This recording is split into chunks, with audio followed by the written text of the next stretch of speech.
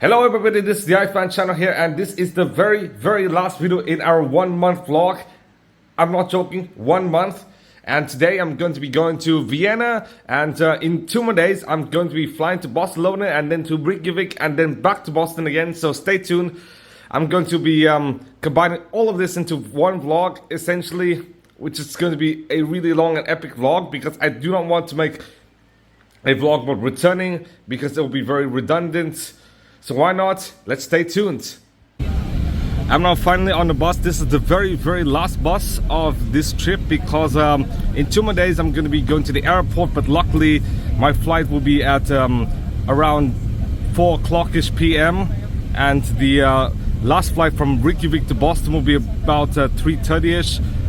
I just estimate, I'm not sure now, but I'm going to check my timetables to double check. But in reality, this is basically the last day. I do need to wake up early and rush because the next several days I'm just going to be smooth sailing essentially. So I'll see you guys when I'm in Vienna. After a 3-hour 20-minute drive, I finally arrived in Vienna. Over here it is. This is actually the Hofburg station. I'm gonna drop my luggage off the Hotel Ibis St. Marx because I don't want to have to carry around the luggage. But I'm gonna check in maybe at night when I return to the hotel. So see you guys at the hotel. Okay guys, basically the hotel receptionist did let me check in early because I did have my bag and they would not store my luggage for me. So here's my room with a restroom as well as some more restroom.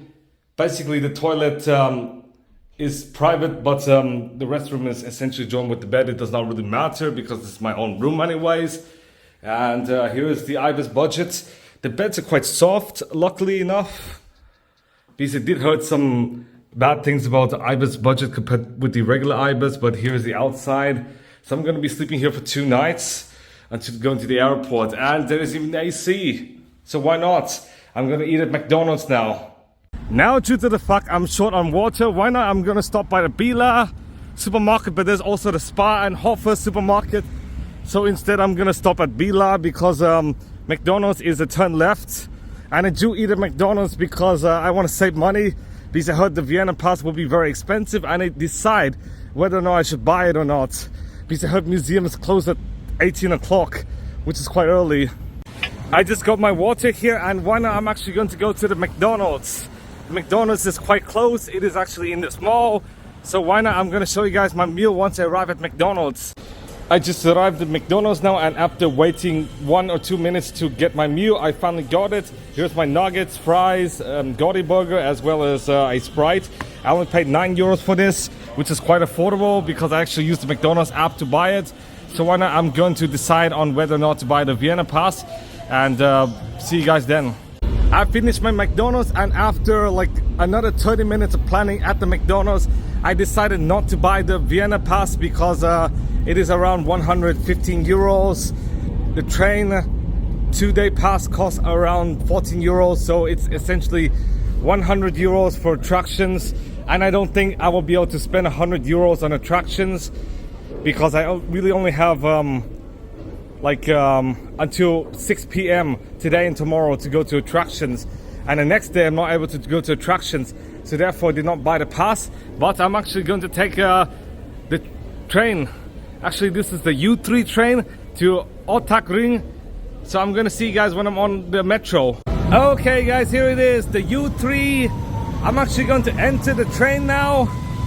I visited Vienna 2 years ago, so I do know about the U-Bahn here. And it would let you enter by pressing the button, and boom. This is what the metro looks like. It is definitely not as crowded as some other metros, as it's now like 2:30 p.m. on a weekend, but whatever. I'm going to see you guys when I'm at the center. Unfortunately, because the hours of all the museums are between 8 and 10 a.m. and 6 p.m. with all museums closing before 6 p.m. Therefore, I do have to eliminate some museums such as the Natural History Museum, which I did go to some equivalent in Prague. Yes, you already know about it. It is actually the Národní Museum. I'm also going to eliminate the Albertina, which is essentially an art museum. I've already been to several art museums on this trip alone. And also I'm gonna eliminate the Leopold Museum, which is also an art museum, because I've spent like basically my whole Barcelona time just going to art museums. It's just a reminder I might skip some attractions, because many of these attractions are 15 to 20 euros, which make no sense, especially given the fact I've already visited some equivalent or something similar. I just landed in the center of Vienna, and over here is Stephansdom, or St. Stephen's Cathedral, if in English. And basically it did take more than 400 years for this to be built. Groundbreaking actually started in 1137 and construction completed in 1578, and it is actually in the Gothic style. This church is the mother church of the Roman Catholic Archdiocese of Vienna, and the seat of the Archbishop of Vienna, who is actually Christoph Cardinal Schönbrunn. And basically this is a very, very tall and big church. It is actually 136.7 meters tall, which is really, really tall, and it is 70 meters wide and 107 meters long, so it's very, very big. And not only is this church built in the Gothic style, it is also built in a Romanesque style, but I'm not sure how much tickets cost these days. But as you can see over there's the entrance. Even though there's no sign which says no record, I do think we do have to be very, very quiet in here, unless if we have to pull our cameras down. But as you can see, this is the St. Stephen's Cathedral. Unfortunately, the video of 2 years ago was actually in 1080p. Over here is the Gothic church in full detail. As you can see, it is quite magnificent. I've actually recorded here like 2 years ago in 1080p, but in reality today's video is actually in 4K, which is much better. And over here I do think that's a souvenir shop, but as you can see, it is quite magnificent, and it took like 441 years for this cathedral to be built, which is absolutely insane. But there's actually another church called the Karlskirche, which is the St. Charles Church. But over here it is absolutely crazy to see all the details and stuff. Unfortunately, in the Czech Republic I could not record a scenery about the Church of Our Lady Tin 2 years ago and even last year, because they don't allow any recording or any images, so I did have to essentially put my camera down. But here is Teresa, essentially. At the cathedral you could also donate €1 to put some incense on here, just like I showed you guys 2 years ago. And I do believe that is the other side, but a much, much bigger side, by the way. And over here it is, you could actually burn some more incense here. I'm not sure what the prices are. It's also €1 here, but as you can see, I'm going to say goodbye to this cathedral, because I visited this cathedral 2 years ago and this year. I'm currently outside of the cathedral, and some more fun facts is from the top to the bottom. There are actually 256 stairs, which is absolutely insane. And there are actually 2 main spires as well, with the north one being only about 70 meters tall, and the south one basically being the cathedral's height of 136.7 meters. And there are actually 22 bells here, which makes this basically the biggest church in all of Vienna, even though there's actually another Baroque style church called Karlskirche. I'm sorry, there's actually police, so I did have to go. But leaving aside here, why not? I'm actually going to go to another attraction. I do have an affinity for Vienna. Basically, my favorite music genre is classical music, even though I'm passionate about technology and STEM and stuff. But still, my favorite music genre is classical, because I've been exposed mostly to classical music compared with other genres. So therefore I do have an affinity. I'm actually going to maybe look for some museum or something. I'm now on my way to a museum, and over here is actually the Anker, which is actually a music box. Yes, a music box in the Helvetica insurance company, formerly the Anker insurance company. Now in 1911, Anker, which was a former insurance company, actually proposed to build some music box here.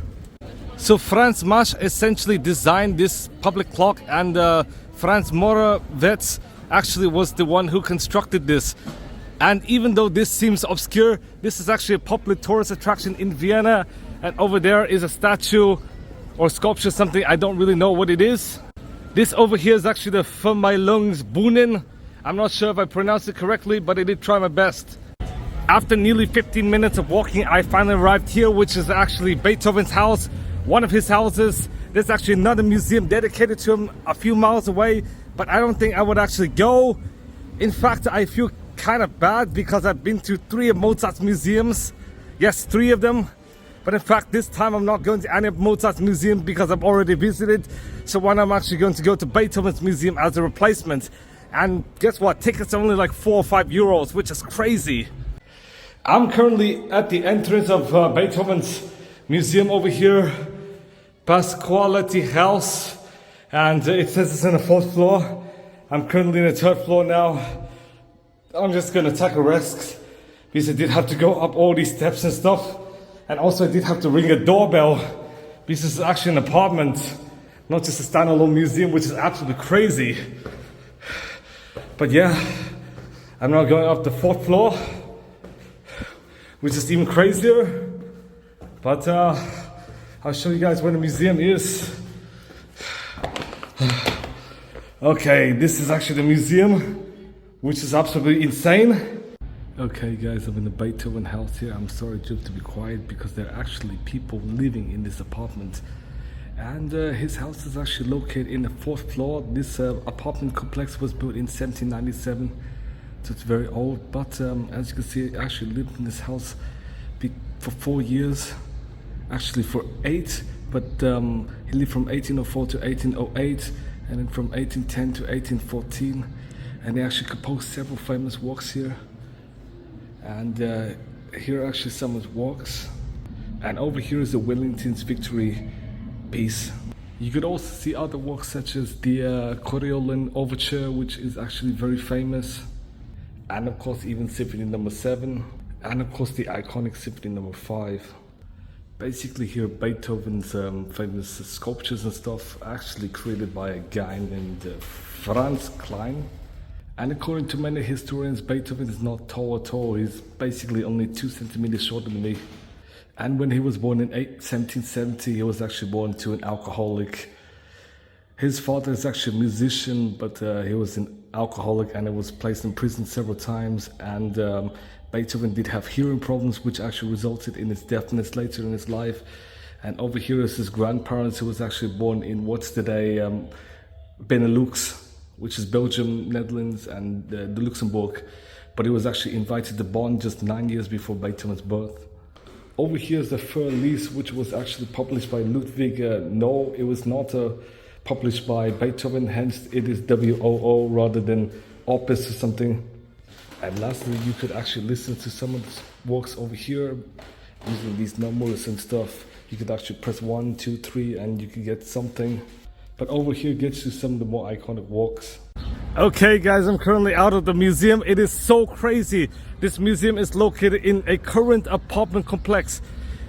Essentially, this building is still being used as an apartment complex to this day, not just 200 years ago, but to this day. And I do have to trek all the way to the 4th floor, which is absolutely insane. But I'm now outside. I'm now looking for somewhere else to go. Now, if you were to see, that is actually the University of Vienna. It was first founded in 1365 by Duke Rudolf IV, and it houses nearly 90,000 students and is the oldest university in the German-speaking world. Not only is this the most prestigious university in all of Austria, in fact, there are actually 16 Nobel Prize winners. Now, close to the University of Vienna is the City Hall, which was built between 1872 to 1883 in the neo-Gothic style to replace an older town hall, which was too small to accommodate the ever-growing city. The architect is actually Friedrich von Schmidt, and it actually houses the mayor, of course, as well as the chambers of council, as well as the Landtag Diet, and the cost was actually 40 million florins, but there was actually a lengthy debate. But it ended up being the city of Vienna and the Imperial Royal actually funded the building of the city hall here. And as you can see, the EU elections would actually be held tomorrow, and today is actually a Pride event, so unfortunately the entrance, I do believe, is barricaded to a certain extent, so I cannot really show you guys the city hall in great detail. But here you go. tomorrow will be the elections, and that's why last week you actually see a demonstration in Plovdiv in Bulgaria. Now before I go, this is actually a view of the city hall here, the Rathaus, and now I'm actually going to go to another museum. Now directly to the south of the city hall is the Austrian Parliament, and over here is the Volksgarten, or essentially the People's Garden. So why not? I'm going to go to the People's Garden now, but I gotta look for bikers as well. Now this garden is actually free. I did not have to pay any ticket, and over here are some flowers and stuff. It is very well manicured, and if you can see, that is actually a neoclassical or classical building. In fact, this is actually Theseus temple, and over here is a closer view of the Volksgarten. Now this Theseus temple was actually built by Prater von Nobile in 1820. It actually stands at 10.5 meters tall, and restoration actually took place in 2010. So I'm actually going to go into the Theseus temple to see how much it actually costs. But this is quite interesting to see a neoclassical building inside the Volksgarten over here with some more flowers. And here is the Theseus temple, and I do think it's free. Now that room you saw, that is actually the cellar of the temple. Unfortunately, I could not really find anything, so I'm kind of outside the temple now. And it is actually free, however, so you could actually experience the temple a bit. But this is all the temple has, so I'm now going out. And we're getting close to the Hofburg Palace, and over here I do believe is a market of some sort. You can actually get some food, some beers and stuff, and even some souvenirs. So I'm now going through this because I don't need some food now or really anything. I just need to go to a museum before every museum closes at 6 p.m. or most museums. Now if you were to go through the tunnel, you would actually see the Hofburg Palace, which started becoming the seat of the government of the Habsburg dynasty since 1279, which is really a long time ago. And after World War II, it became the official place of residence for the President of Austria. Now throughout the Habsburg dynasty reign in Austria, this Hofburg Palace did go through several expansions, and this is actually the winter residence, was the Schönbrunn, where I went 2 years ago is the summer residence. But this year I'm not planning to go to Schönbrunn because I already visited 2 years ago, and plus the Schönbrunn Palace does not allow any photos or videos. So now I'm actually going to go through this. This is actually the outer castle gate, which was actually built during the 19th century with 5 arches to replace one which was destroyed by the Napoleon army. And over there, if you can't see that green thing, that's actually the Maria Theresa statue. Actually, the square is called the Maria Theresienplatz, and it not only includes the statue of Maria Theresa, it also includes 2 museums as well. Over there is the Natural History Museum. Over there is the History Museum, the Kunsthistorisches Museum, and over there is Museum Cartier, which also includes the Leopold Museum and the Albertina. But I'm actually going to go here, which is actually the History Museum. Now, fun fact, there are actually several different art museums, and this Kunsthistorisches Museum is amongst one of the art museums. The other 2 are Albertina and Leopold, and there's also a modern art museum. The museum in question is named Mumark. Unfortunately, I do have to be very quiet, but over here it does start out with the late Middle Ages. Over here is King Sigismund of the late Middle Ages from the early 15th century. Basically, he's an emperor, I do believe, of the Habsburg dynasty.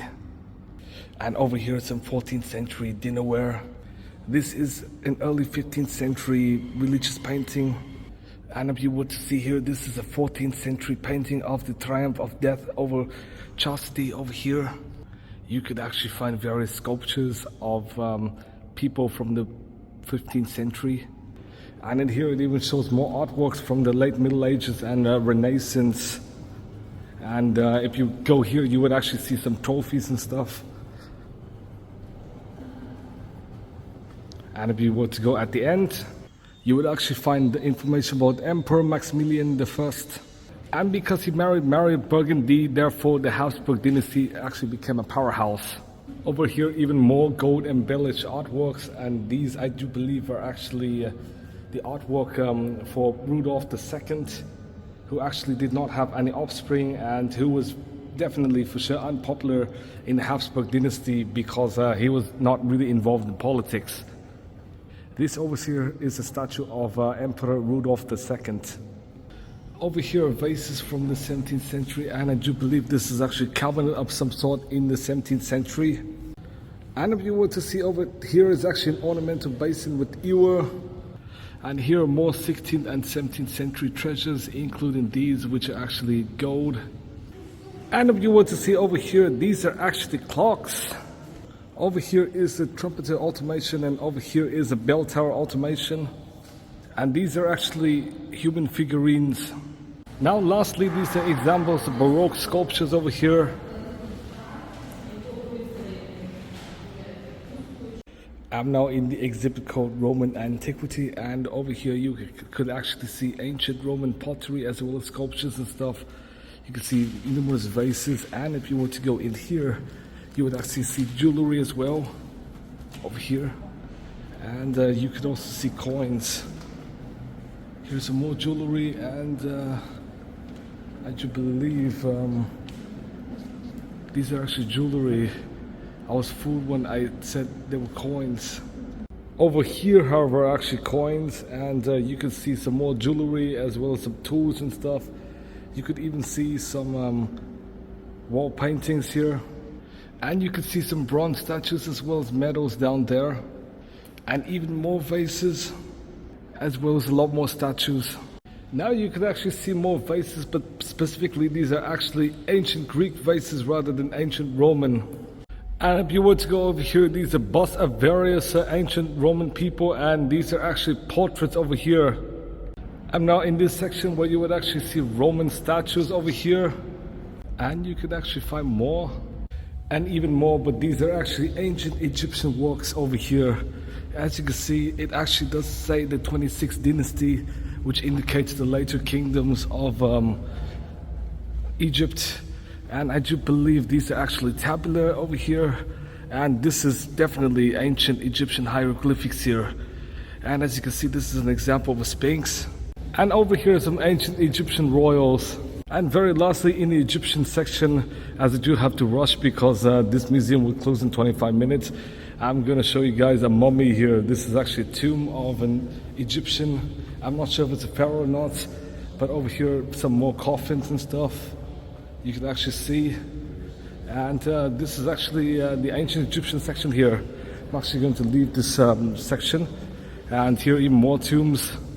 Now I actually figure out this will be important as this is actually the pyramids, and now I'm actually going to leave.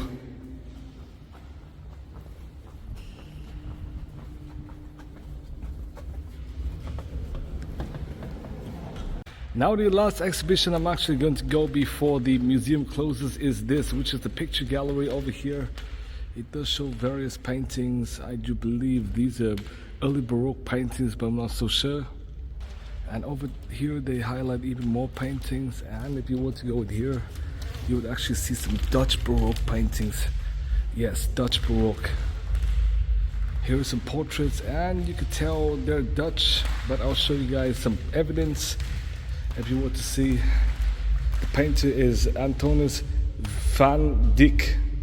Over here, even more Dutch and Flemish paintings, and even though most are actually created by Peter Paul Rubens, some others are actually created by other artists. And if you don't know what Flemish is actually people living in Flanders. And if you don't know what Flanders is essentially a Dutch-speaking part of Belgium.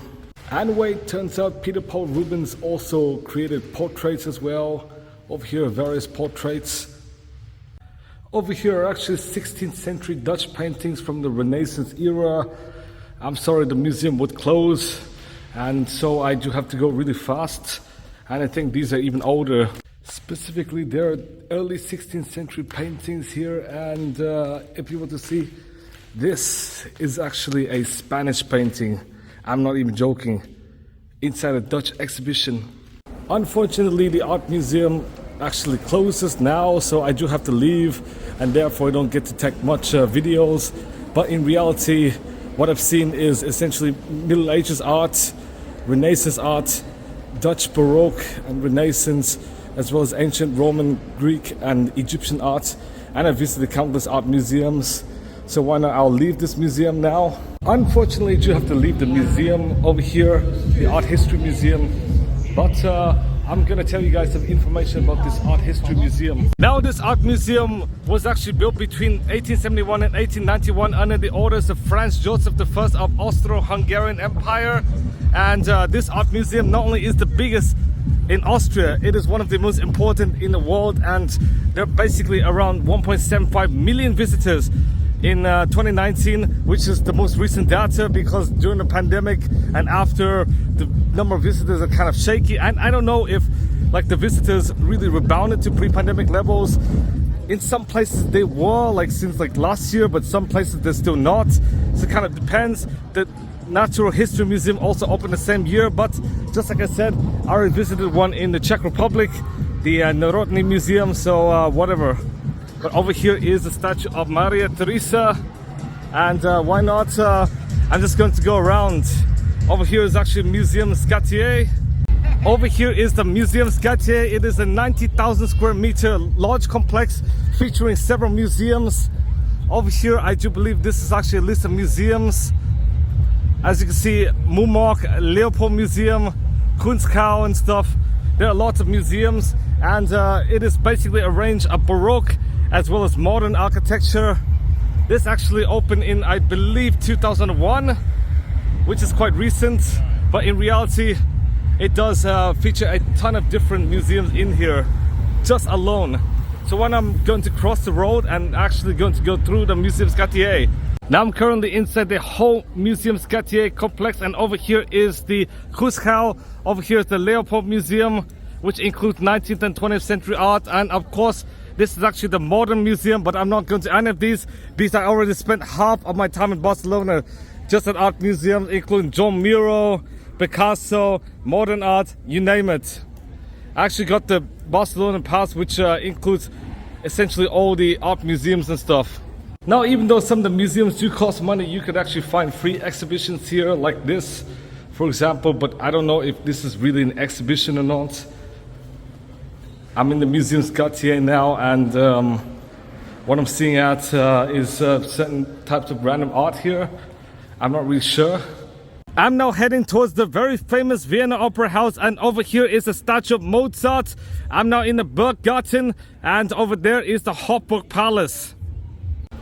Near the Opera House, there's actually cameras though, which shows historic cameras over here. These actually came from the 20th century, by the way, so not really as historic as the daguerreotype and stuff, but still quite old and quite interesting, so I show you guys. And over there is, of course, the Vienna Opera House. Over here is a closer view of the Vienna State Opera House. This house could actually host up to 1,709 people sitting and about 567 people standing. And due to the fact I could not really find any tickets, and the tickets for the operas are like 175, 200 euros. Therefore, I could not go to any operas in this opera house, unfortunately. And also the tours have been booked out all the way into next week. So unfortunately, I could not really take any tours, and you do have to book in advance. And if you want to book close to the day, then you would have to pay maybe 200 euros, just like I said, to sit, because nobody has the money to sit. This opera house was designed by Josef Chlapka, and it was built from 1861 to 1869 following plans by August Sicard von Sickardsburg and Edward van der Noo.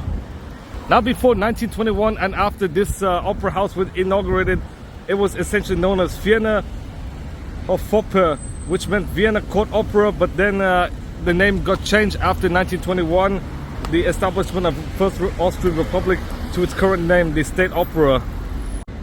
A previous opera called Vienna Court Opera inside the Hofburg was actually built in 1636, but in 1861, yes, the same year Harvard and MIT were founded respectively. Emperor Franz Joseph I, the same guy who actually inaugurated the museums, actually chose this site for construction, and this opera house is the first major building on the ring road of Vienna. Now, if you want to buy tickets for tomorrow night, this is what it is, and this is for tomorrow afternoon. So I'm gonna buy some tickets now This is a Così fan tutte, which I do believe is one of Mozart's pieces.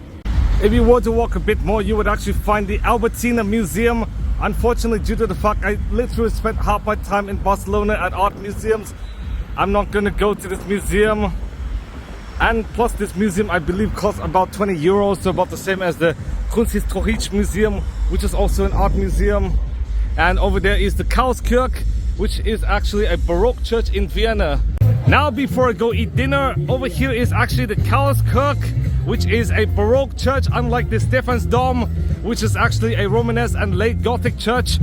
Over here you can actually see a lot of palm trees, just like I showed you guys 2 years ago, which kind of reminds me of Florida, even though Austria is not up to 45th parallel, and Boston still does not even have any palm trees.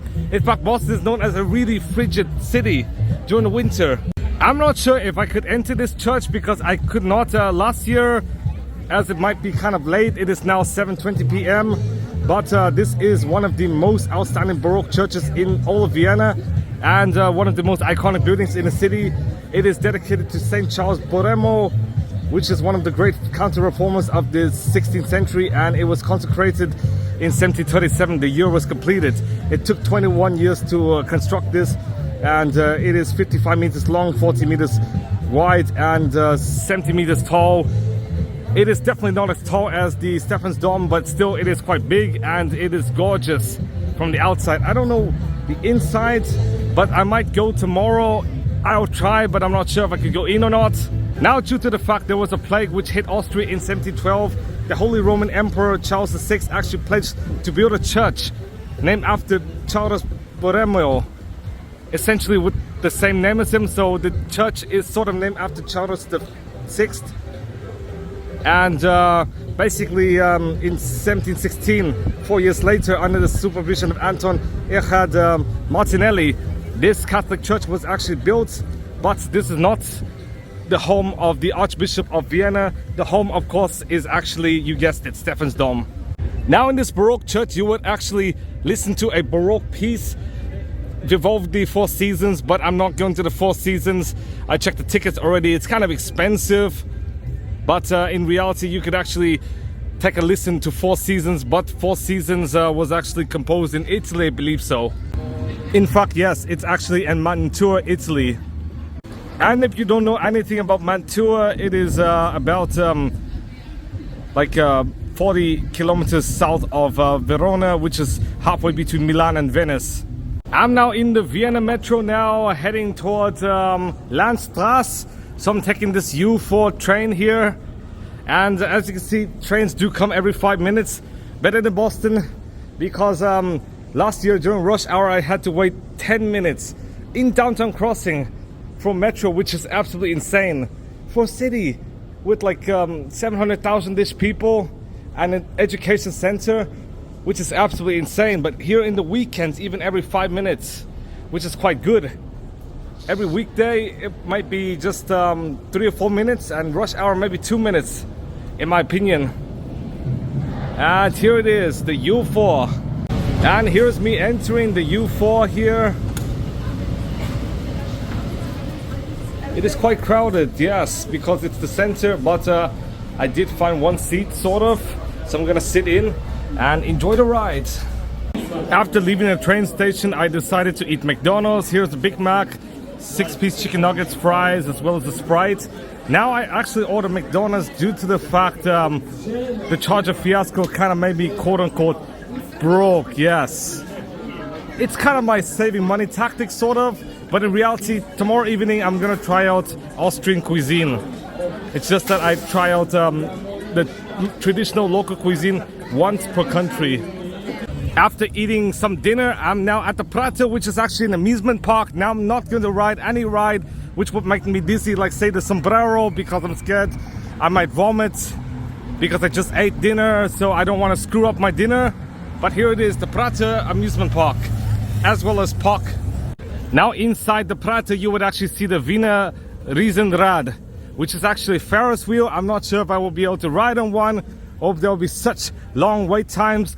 But here you go, this is a Ferris wheel. And just like I said 2 years ago, Prater is sort of like Six Flags, kind of be Lake Park and stuff, but instead of like paying for the entire park, you only pay per attraction, which is quite a good deal if you only go to like 1 or 2 attractions.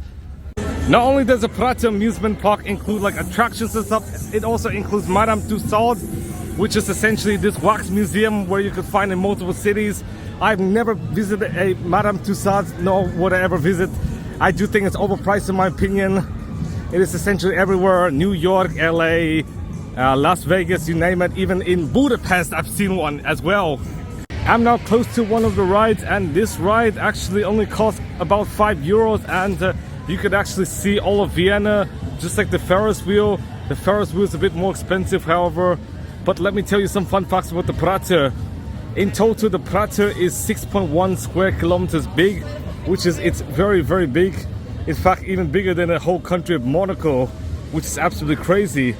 The Prater first opened to the public in 1766, which makes it the second oldest amusement park in the world, only after one in Copenhagen, Denmark.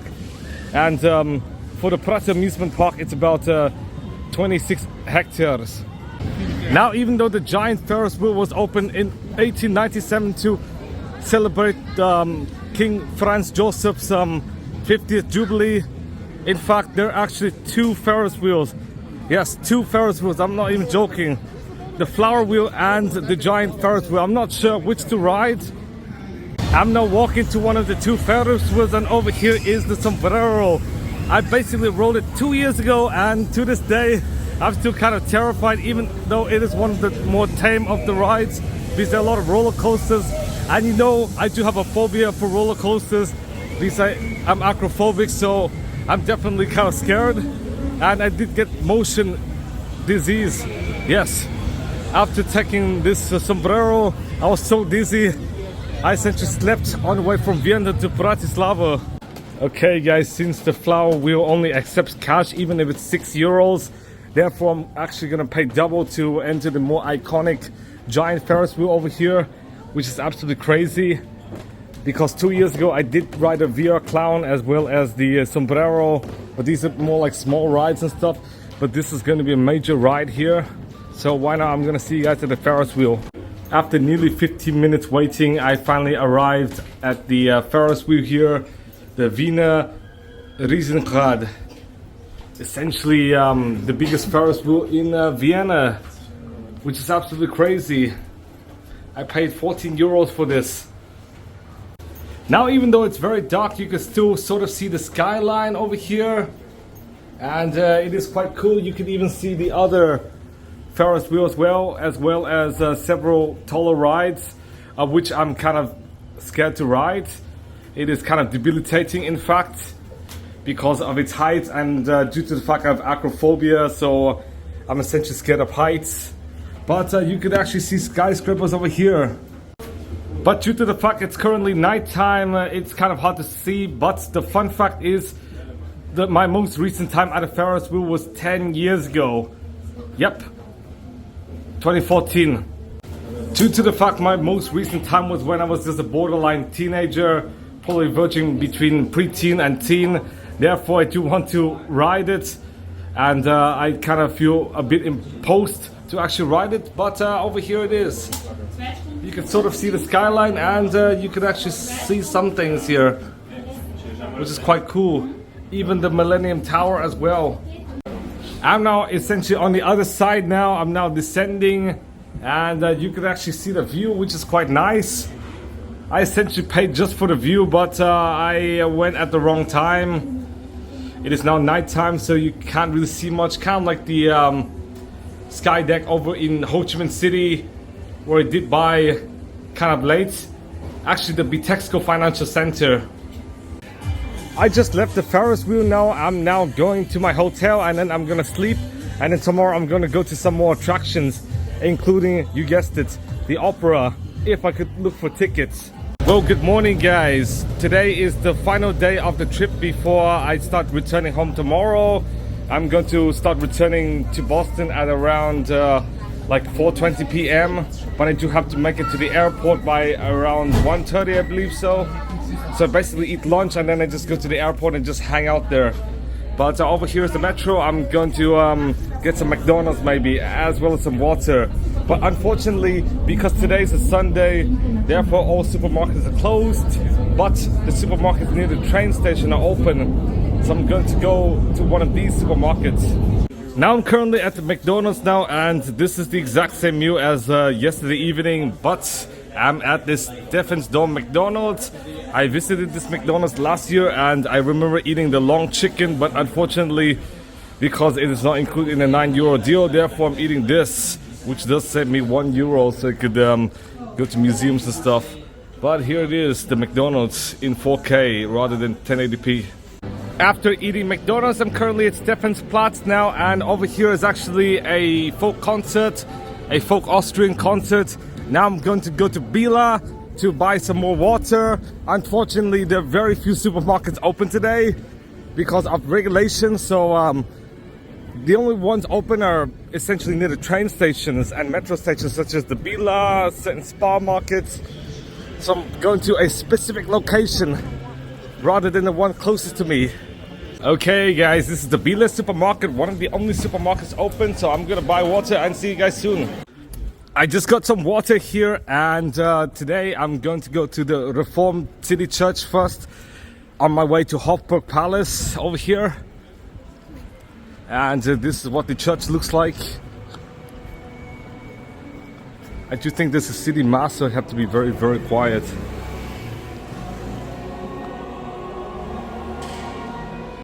After several minute walk, I finally arrived at the Hofburg, and this is what one of the sides of the Hofburg looks like. Now, over the years, since 1279, the Hofburg has been expanded several times to include stuff such as the Albertina, the Imperial Chapel, the Imperial Library, the Treasury, the Burg Theatre, the Spanish Riding School, as well as the Imperial Muse. But this time I'm going to go to the Sissi Museum over here. I'm not sure if I would go to Belvedere or not, but maybe I'll just take a look at Belvedere, because Belvedere, Hofburg and Schönbrunn are three of the major castles in Vienna.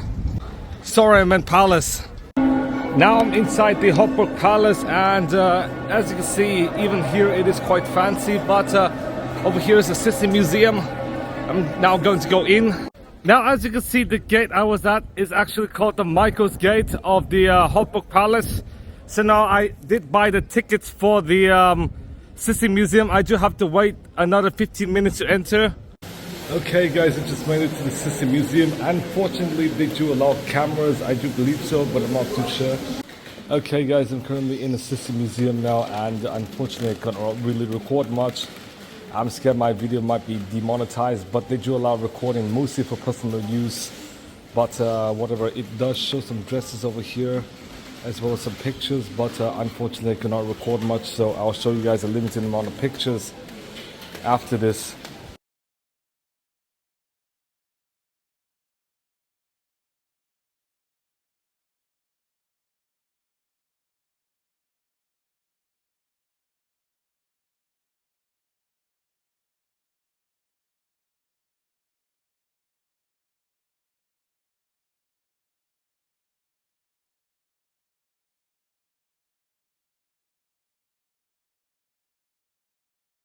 Okay guys, I just left the Hofburg Palace, and you have seen some of the images I took. In reality, I could only take a few pictures. Many of my pictures are for personal use, but I'll show you guys very, very few before I get demonetized. Now, even though yesterday the City Hall is quote-unquote closed because of a Pride event, today, the last day of the EU elections, the City Hall is actually open. So I'm now in the City Hall, and it says Vienna Lieb over there. And if you can't see, over there is the City Hall. Now over here is the City Hall. Unfortunately, the entrance is barricaded, but yesterday this whole park is also barricaded. And let me tell you guys a story about the Austro-Hungarian Empire. The Austro-Hungarian Empire was founded in 1867, and during its peak, it was the second largest empire in Europe, only after the Russian Empire. And the person who presided over the Austro-Hungarian Empire was none other than Franz Joseph I, who I presume was the founder of the Austro-Hungarian Empire, as he did rule the Habsburg dynasty and the monarchy between 1848 and 1916, when he actually died at the age of 86. Now, inside the Hofburg Palace, you would actually see Franz Joseph as well as Empress Elizabeth's room. And if you don't know Empress Elizabeth, she's actually the spouse of Franz Joseph, but she was actually assassinated 18 years before Franz Joseph's death at the age of 61. And Franz Joseph I did propose several different buildings, just like I said yesterday, including the Art History Museum, the Natural History Museum, and you also have several other museums as well. And of course, you do have the Opera House, which was actually proposed by him. So basically, he is one of the greatest emperors in all of Austria. Okay guys, I did take the streetcar and I'm now in another neighborhood over here. And I'm now going to go to the St. Charles Church or the Karlskirche. And why not, I'll see you guys when I'm there. Over here it is, the Karlskirche, with all the palm trees and stuff, which kind of remind me of Florida, but in reality I'm still north of the 45th parallel and I'm not really sure if this even opens or not. But as you can see, you can actually view the Vivaldi Four Seasons during the evening. Now the entrance does point over there, so why not, I'm going to go to the entrance. Unfortunately, even though the church is open, I cannot actually go in because it does require cash, like 10 euros of cash, I believe so. So therefore I did not go in because I could not really pay by cash because I don't want to deal with these ATM fees and stuff. Due to the fact the St. Charles Church requires cash and I don't have any cash because I don't want to incur ATM fees, therefore I'm going to go to the Belvedere Palace over here, the third palace, because I visited the Schönbrunn Palace 2 years ago as well as the Hofburg Palace this year. So why not, I'm going to show you guys the Belvedere Palace. Now this whole building complex, the Belvedere, actually contains the orangery, the palace stables, as well as the upper and lower palace. And this is essentially the summer residence of Prince Eugene of Savoy. It was built in 1723, so 301 years ago, in the Baroque style, of course. And also this was built when construction actually spread like wildfire throughout Vienna because of Prince Eugene of Savoy's successful defeats against the Ottoman Empire. In here you would even find a park as well, but I'm not sure if I'll go to the park or not. Instead I'm trying to look for the Schloss Belvedere so I could go into one of the museums. Now, due to the fact the upper Belvedere is literally full, therefore I'm now heading towards the Belvedere 21, which is actually an art exhibition from the 1960s, so essentially modern art. And I'll show you guys what the building looks like. Now over here is the Vienna Hauptbahnhof, which is the main train station. I visited 2 years ago. We said you have to drop my bags and also take the train to Bratislava. And over here is Belvedere 21. I'm now in the Swiss Garden on the way to the Belvedere 21 because the Belvedere 21 is inside the Swiss Garden. So why not, I'll see you guys at Belvedere. And over here it is, Belvedere 21. This is definitely for sure a museum. It does look quite modern, unlike the Belvedere Palace, which looks Baroque. And there's nothing Baroque about this building at all. So why not, I'm going to go in. I'm now in the art museum, and over here is actually a sample of sculptures actually created by Angelina Lothar, who's only 40 years old. I'm now in the section where it does show the artist studio over here. This is actually a modern artist studio, and here are some pictures of various modern artists and stuff. Some of them are still even alive to this day, even though these are taken during the 60s and 70s over here, which is quite insane. It shows how recent some of these artists are. But as you can see, I do think this is an entire gallery here. And over here is a portrait of Arnulf Renner, who is actually 95 now. And it does show some other people. Now I'm in the second floor now, and it does show art by this person who's actually Tamuna Sirbilazzi, who actually did die at 45 years old, unfortunately, even though she would have still easily been alive to this day, because look at her birth year.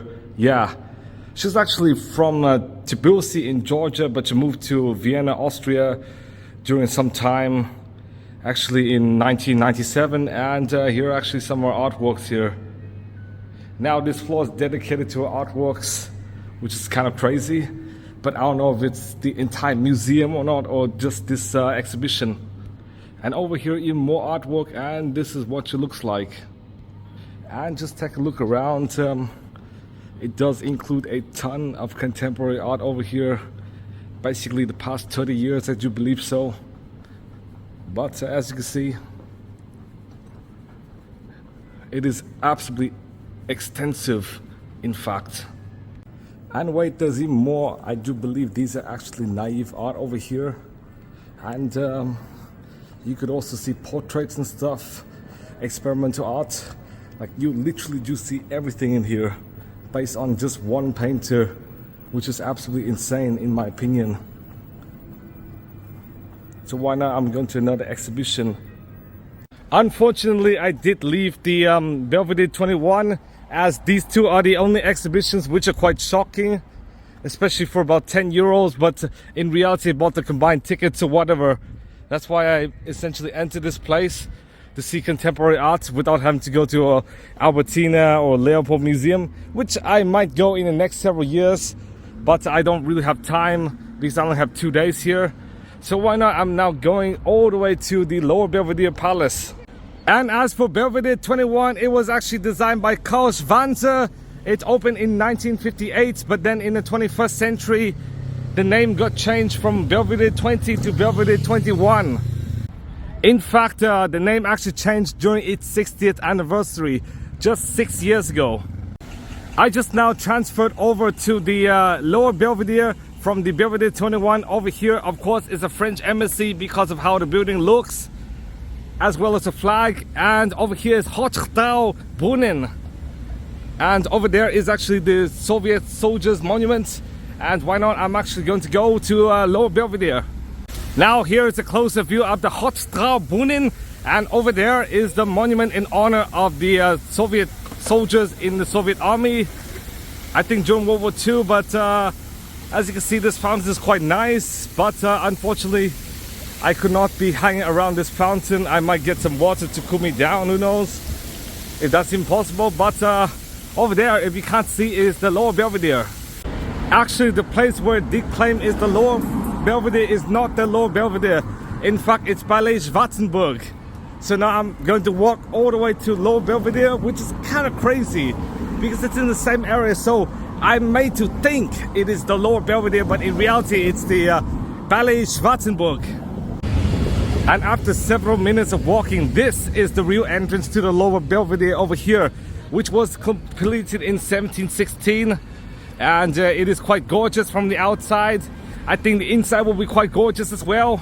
I'm now inside of the Belvedere Palace, and over here is actually the Grotesque Hall, and it is named this way because in the first third of the 18th century, grotesque paintings and stuff in walls and gardens are very popular. I already gave my ticket to the inspector, and over here is a room. I'm not sure what it is called, but I do see some statues and stuff, as well as some attention to detail, which is kind of crazy. And I do believe this is actually a gold room of some sort. With all the vases as well as gold, I do believe this is quite stylish. And with all the gold, I do believe it should be called the gold room, but I'm not too sure. Over there is actually painting, as well as another painting.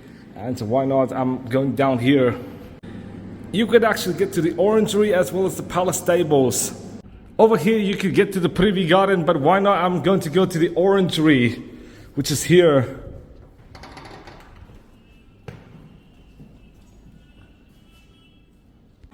Now, as you can see in there, it does feature paintings from Broncia, Cola, Pinel, but unfortunately you have to be quiet. I'm actually going to go in, and she's actually one of the most famous female artists in Vienna.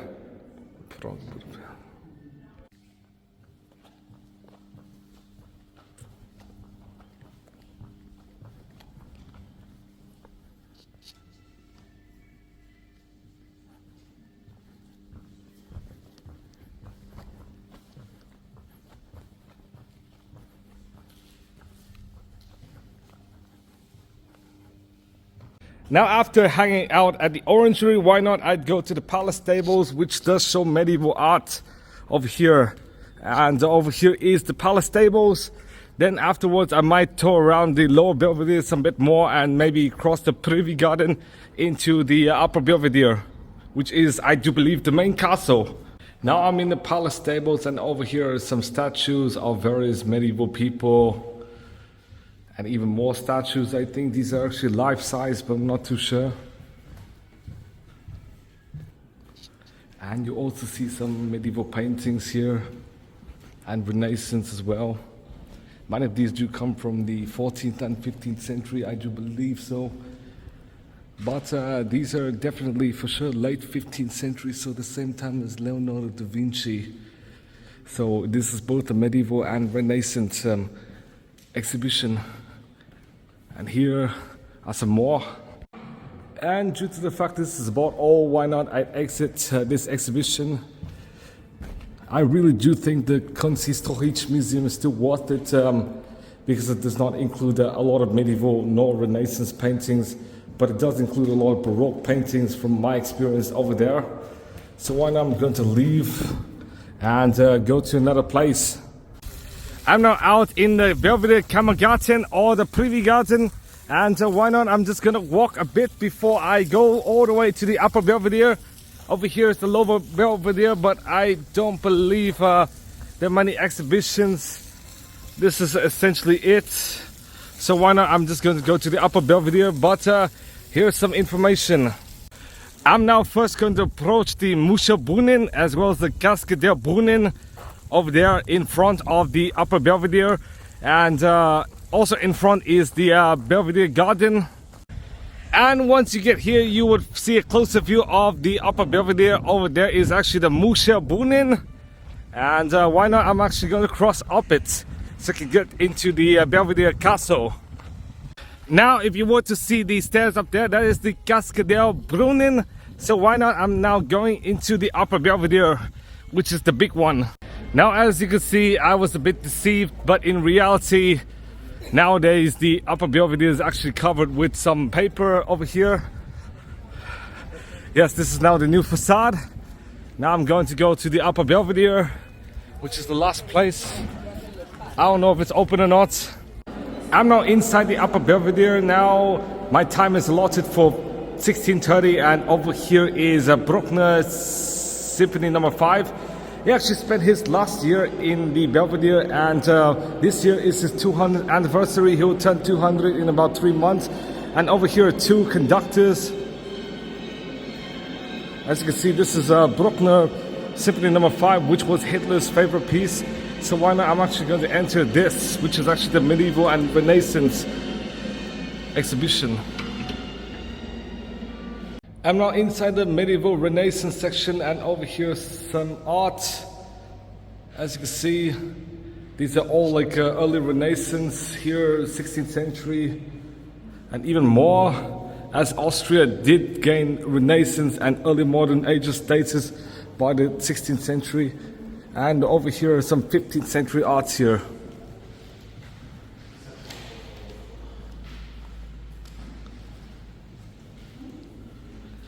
Yeah, just like Italy and other European countries.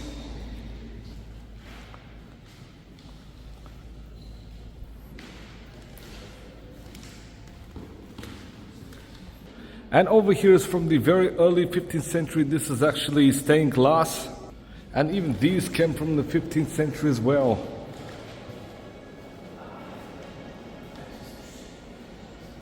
However, these don't, as they come from the 14th and 13th centuries. And over here, this is the oldest walk up the Belvedere, 12th century.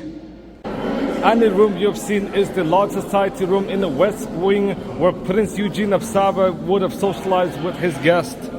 Now I'm in the second floor now, and over here is actually the Marble Hall. I just think there's some event going on. And over here is one of the exhibitions. As you can see, over here are some artworks. And if you want to know what the room is, this is the antechamber.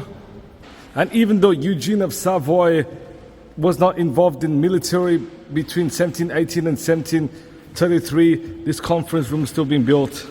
Over here is the conference room, as you can see, with some more paintings. Over here is one of Claude Monet's paintings. And if you were to go here, this is actually the audience room with even more paintings here. With this painting being The Kiss by Gustav Klimt, who was a famous Viennese artist, and his art is actually featured throughout this floor. Now, if you were to go here, you would actually see the chapel over here. And this room even shows more of Gustav Klimt's paintings over here.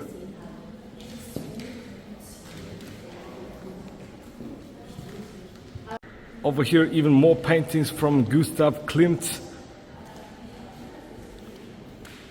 And I do believe this is the picture cabinet. I'm not too sure, but it does say picture cabinet over here. And lastly, over here would be the bedroom of Eugene of Savoy. Quite big compared to many other bedrooms. But over here are paintings from various different artists, so no more Gustav Klimt. But over here is Claude Monet's paintings. And the very last thing I'm going to show you guys in this exhibition is Richard Gusteau, who was influenced by Edvard Munch, but he actually died quite early, only like 25 years old. I'm now in the other side of the second floor, and over here you would actually see some romantic paintings, even more, and you would even see landscapes as well.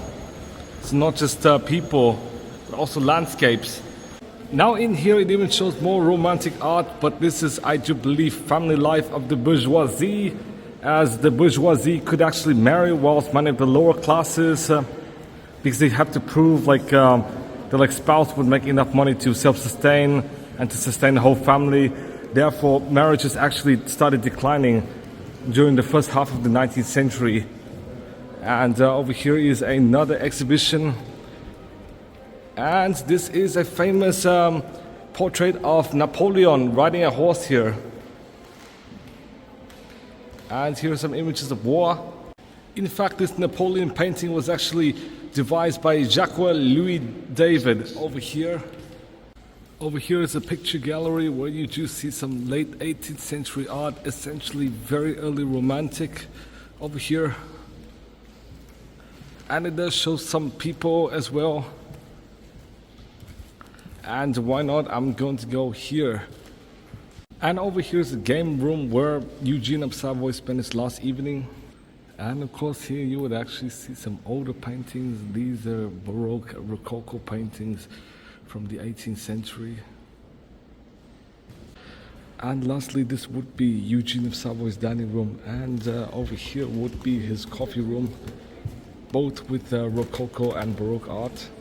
Now, due to the fact there's only 10 more minutes until the museum closes, I'm just going to go up here for like 5 minutes, just take a quick peek, and then go down again. Unfortunately, the Belvedere Palace is now closed, but I do think there's actually an event.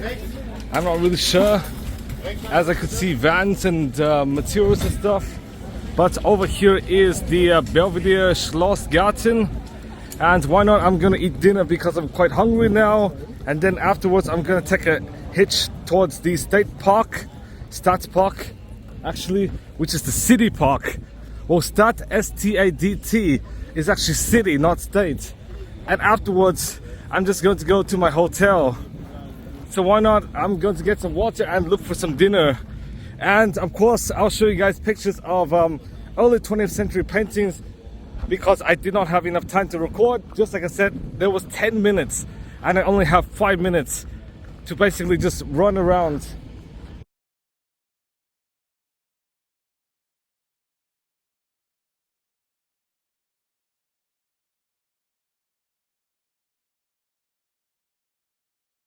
I'm now back at the Opera House. I'm now walking to the same villa I bought my water from, and I'll see you guys when I got my water. Okay guys, I bought some water over here and I'm now eating at Reinthaler Beisl. So why not, I'm gonna show you guys what I ate. After further research, I found out I was in the same restaurant as 2 years ago when I was in Vienna. Yes, the exact same restaurant. Basically, today is a copy of 27th of May 2022. So basically, because 2 years ago I did choose a schnitzel, this year I'm choosing this, which is actually Viennese fried sausage with potatoes as well as some rice here. I'm actually going to eat and then I'm going to do something. I'm not sure because it's kind of raining now. Now, due to the fact it's raining outside, therefore I returned to the hotel and I'm going to sleep. Over here is what the outside looks like. It is quite cloudy now, so I cannot be able to go outside. But tomorrow I'm planning to go to at least one more attraction before going to the airport, just like in Rome. But the thing is, some of the things I do miss are biking. Well, I have to carry the luggage, and also my financial losses with certain trains and stuff, as well as the charger, made me kind of forbade biking, sort of, even though I do love to bike. And biking is quite affordable, only like €1 or €2 or something per 30 minutes, which is really, really affordable. In fact, I would want to bike tomorrow. I'll see, but I'm not really sure.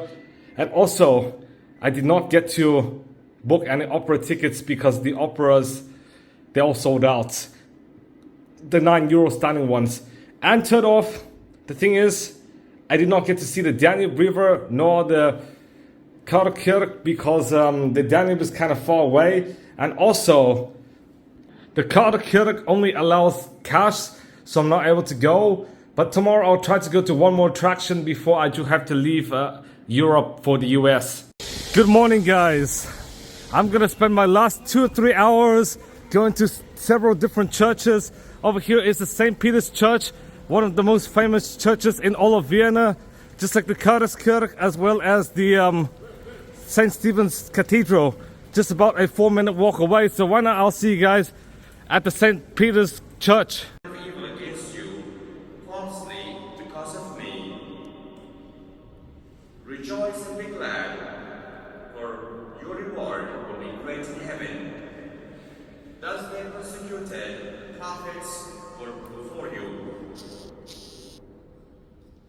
The Gospel of the Lord.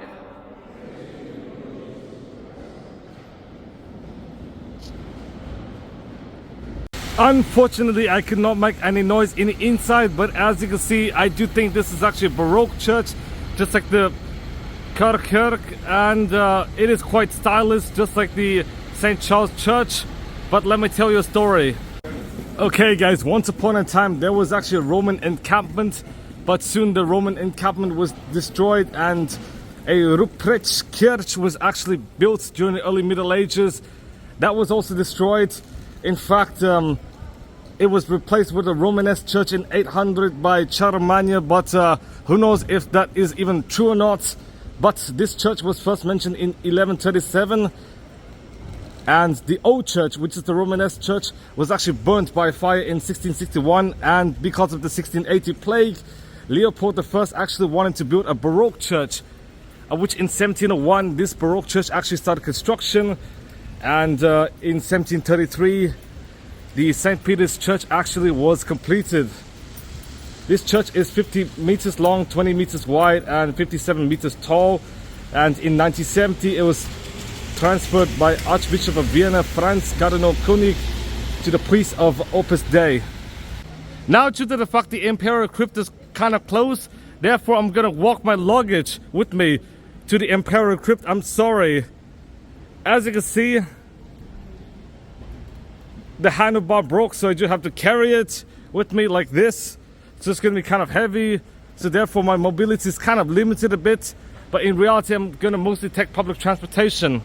Now over here is a fuller view of the St. Peter's Church, and over here is a column of pest, essentially the column to commemorate plague victims.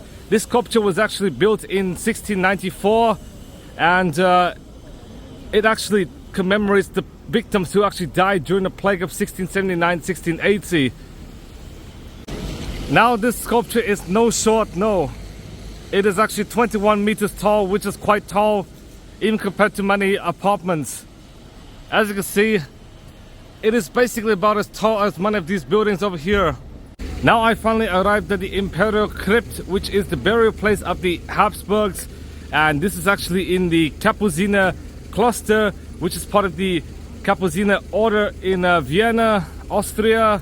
and this is just a plain monastery compared to many churches, but why not? I'm going to go in to see what it's all about. Unfortunately, this place does not allow any videos, so I could only take pictures and stuff and show you guys the graves and stuff of the Habsburgs.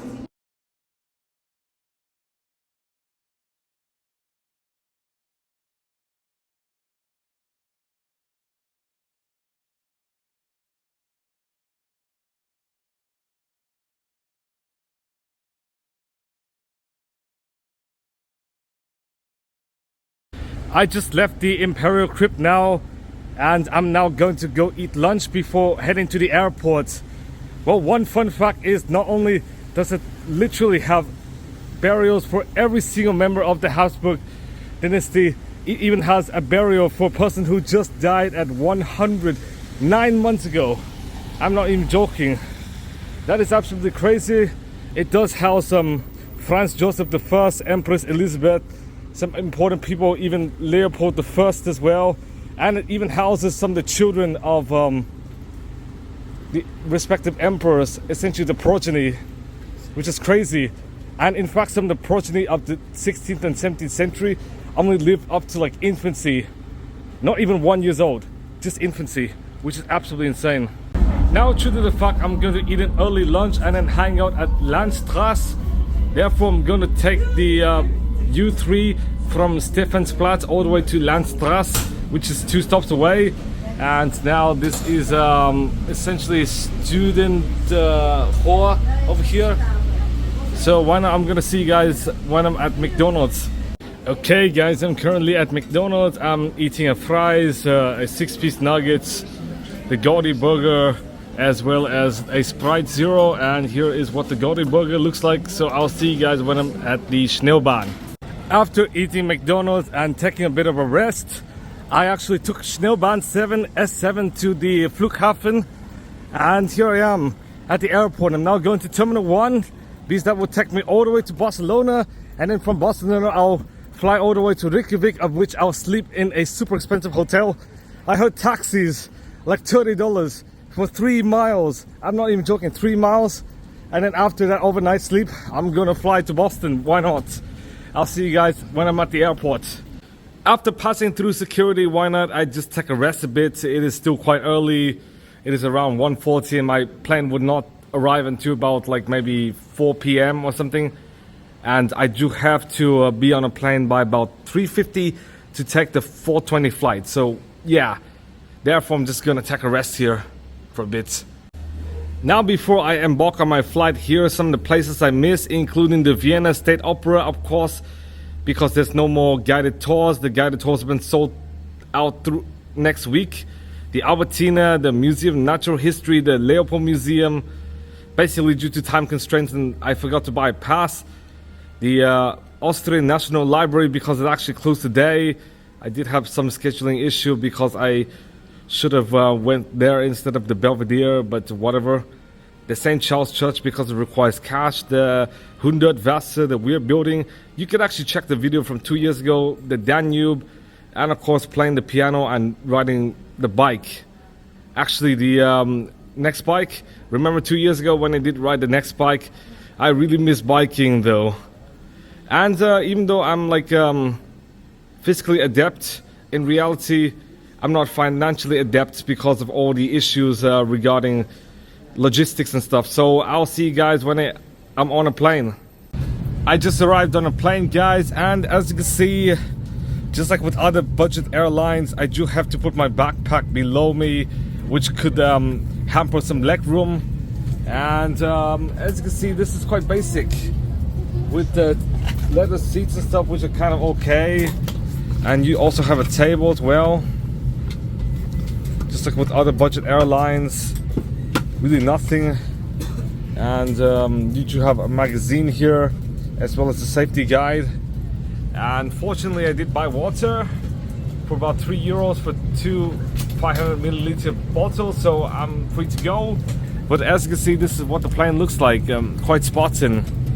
And you can't even adjust your recliner at all. In fact, you have to sit straight essentially. But this is what the plane looks like. So I'll see you guys when I arrive in Barcelona. After about 2 hours, I finally arrived in Barcelona airport. I'm going to take my bags and then I'm gonna go eat dinner and check in online. I'm now at the Barcelona El Prat airport and here's my dinner. As you can see, a cheeseburger, a chicken burger and small fries. I paid €5.60 for this, which is quite affordable. So I'm gonna eat and then I'm going to check in online.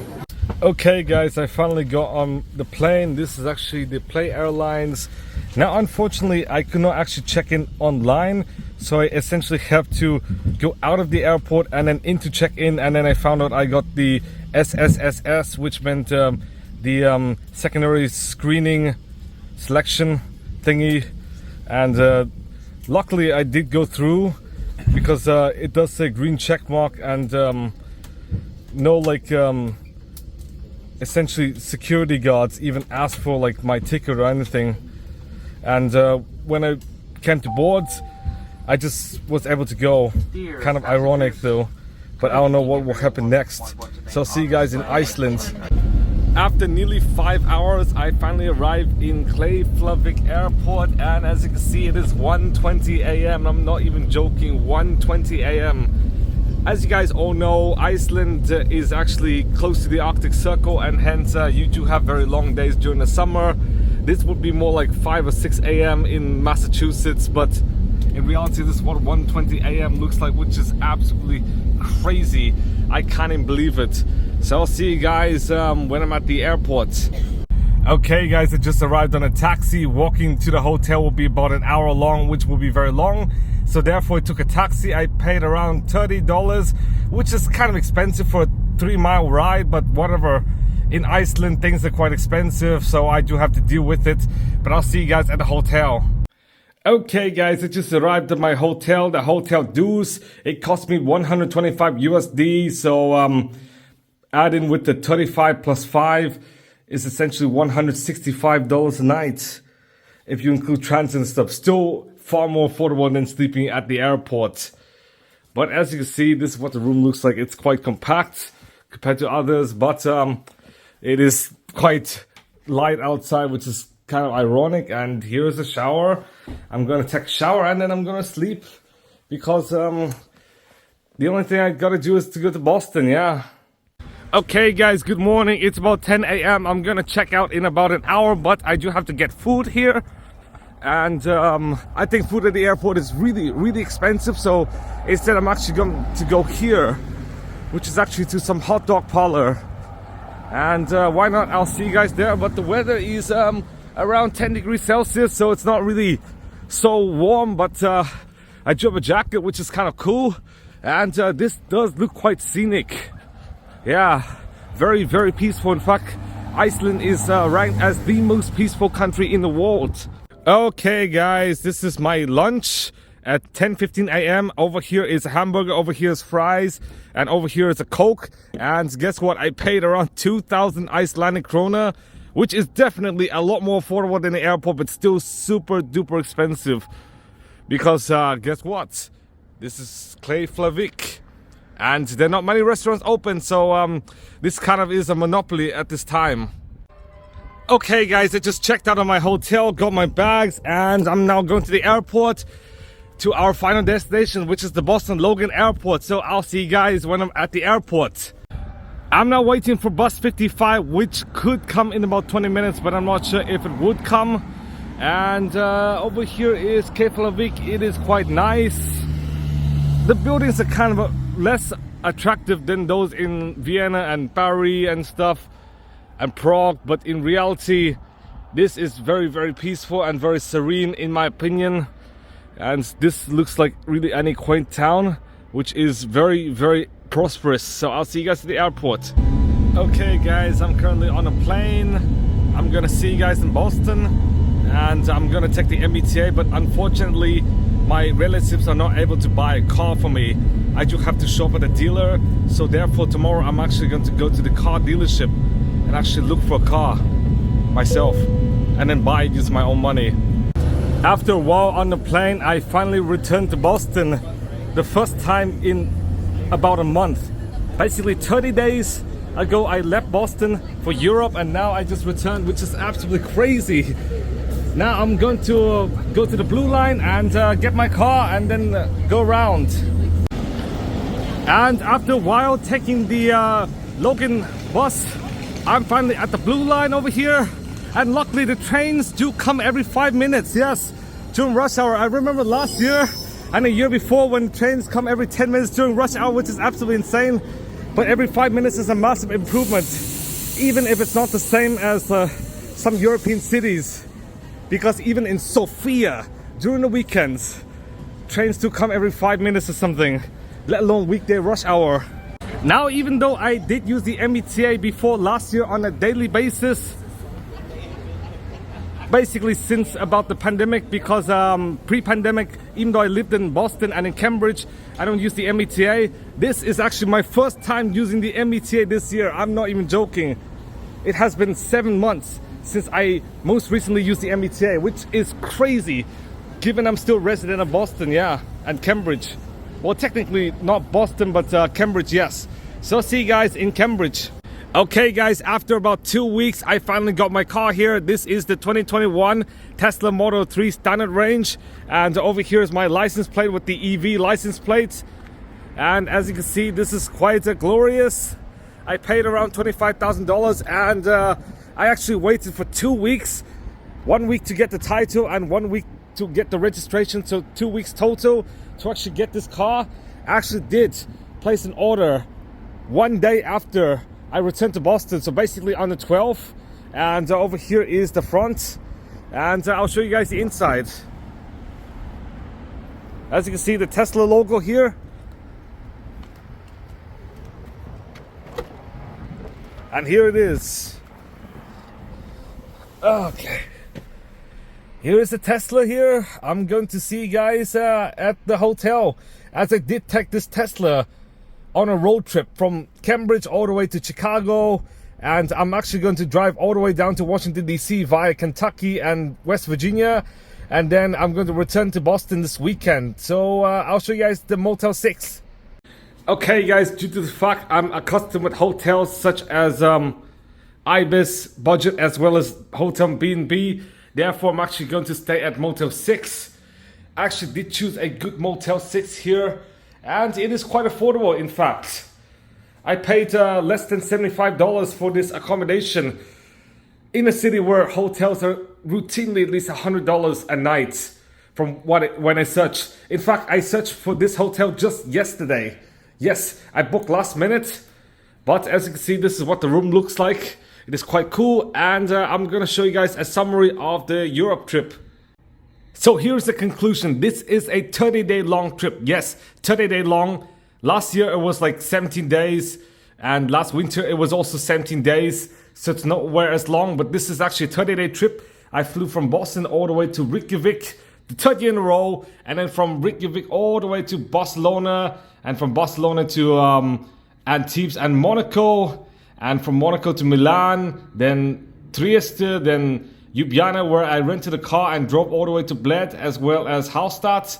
And then from Ljubljana I went to Zagreb the second year in a row to take a look at the Tesla Museum. And from there I went to Dubrovnik, Budva instead of Kotor, even though I could have chose Kotor because Kotor and Budva are only 50 miles apart. Kind of like Boston and one of the suburbs of Boston, such as Canton or Wellesley or something. And afterwards I went to Mostar, and then Sarajevo, Belgrade, then Skopje, Sofia, Plovdiv, and then took a stopgap in Rus before heading to Bucharest, and then the second year in a row in Budapest, and then Vienna, which is the very last city. Now, to be honest, this trip is quite good.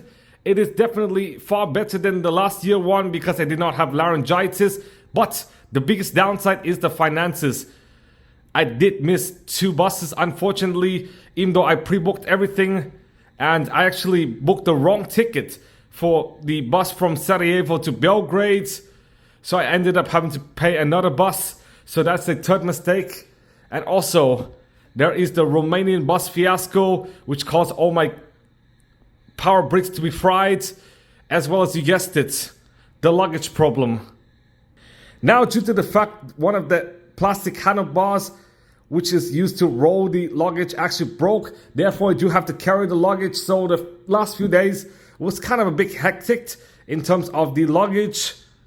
But otherwise, it did have an exotic experience as it did visit the Balkans, actually several non-EU states such as Bosnia, Serbia, Montenegro, and of course Macedonia, of which I learned a lot of new things, including the fact you do need to carry cash in some hotels. Yes, in fact, before this year, I'd never really used cash to pay for hotels. I only ever used credit or debit card.